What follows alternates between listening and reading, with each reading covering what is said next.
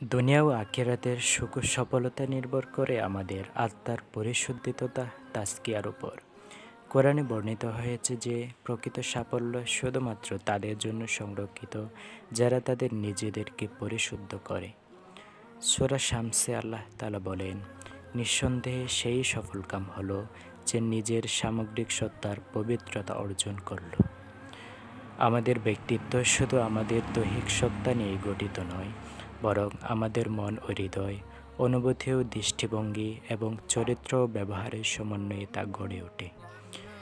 ব্যক্তিত্বের এসব উপাদানগুলোকে যথাযথভাবে লালনের মাধ্যমেই কাঙ্ক্ষিত লক্ষ্যে পৌঁছানো যায়। যখন লক্ষ্য হয় বাঞ্ছনীয়, তখন সেই লক্ষ্য অর্জনের জন্য পন্থা অবলম্বন, কর্ম সম্পাদন ও সেই লক্ষ্য অর্জনও বাঞ্ছনীয় হয়ে পড়ে।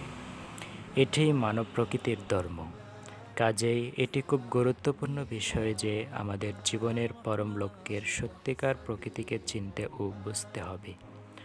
মুমিনদের জন্য জীবনের মূল লক্ষ্য হচ্ছে আল্লাহ তাআলার সন্তোষ অর্জন এবং বেহেশত লাভ করা।